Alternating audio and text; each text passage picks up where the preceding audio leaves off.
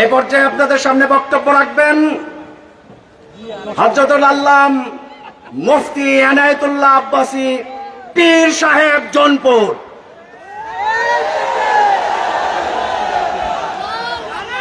আলহামদুলিল্লাহি রাব্বিল আলামিন ওয়াসসালাতু ওয়াসসালামু আলা মুহাম্মাদিন সাল্লাল্লাহু আলাইহি ওয়াসাল্লাম নবিয়্যিল আমবিয়া ওয়াল মুরসালিন الذي أكمل الله به قصر النبوة أي ختم الله به النبوة وحكم لا نبي بعده وأعلن في القرآن بالبرهان أن محمدا صلى الله عليه وسلم خاتم النبيين والمرسلين قبل 15 سنة أما بعد সম্মানিত সভাপতি, ছাত্র জনতা, তৌহিদি জনতা, আপনাদের সকলকে ধন্যবাদ।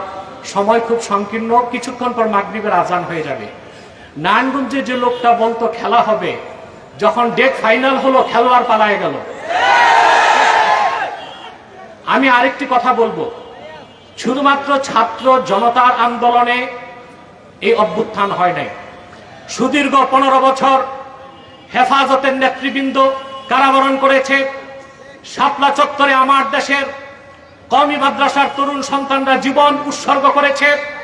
ভারতীয় আধিপত্যবাদের বিরুদ্ধে, মোদী বিরোধী, ভাস্কর্য বিরোধী আন্দোলনে বাংলাদেশের ইমানদাররা, ইসলামপন্থীরা জীবন দিয়েছে।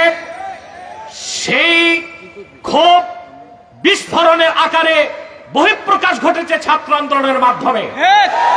অতএব আমি হেফাজত নেতৃবৃন্দ সহ সারা দেশের আলেমদেরকে বলবো, ভারতীয় আধিপত্যবাদ থেকে বাংলাদেশ মুক্ত হয়েছে। হাসিনার বিদায়ের মাধ্যমে দেশ একটি আযাব মুক্ত হয়েছে। মার্কিন আগ্রাসনের আযাব যেন বাংলাদেশে না আসে। ইউনূস সাহেবকে বলে দিচ্ছি, আলেম ওলামা পীর মাশায়েখদের সিদ্ধান্তের বাইরে যুক্তরাষ্ট্রের কোন এজেন্ডা বাংলাদেশে বাস্তবায়ন করতে দেওয়া হবে না। সেজন্য প্রয়োজনে আরেকবার বাংলাদেশের মুসলমান রক্ত দিতে বাধ্য হবে। ওয়া আখির দাওয়ানা আনিল হামদুলিল্লাহি রাব্বিল আলামিন ওয়াসসালামু আলাইকুম ওয়া রাহমাতুল্লাহ। বক্তব্য রাখবেন আজকের এই শান্তি সমাবেশের প্রধান অতিথি।